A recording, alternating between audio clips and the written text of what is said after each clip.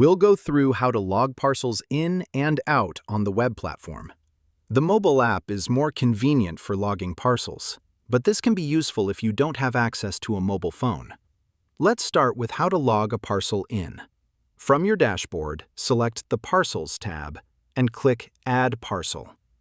Now, search for the recipient and enter the barcode of the delivery.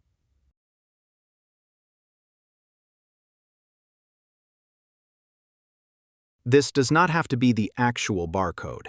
It can be a randomly generated number or a simple number you write on the parcel. Click Add Parcel, and you'll have successfully logged in a parcel. Logging a parcel out is even easier. From the Parcels tab, hover over the parcel you want to log out and press Open. Click Check Out Parcel. You can add notes or switch to signature and get the recipient's signature to confirm delivery. Press Collect, and you'll have successfully logged out the parcel.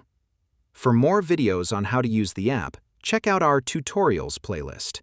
You can also find tutorials on how to set up Parcel Tracker for your specific use case.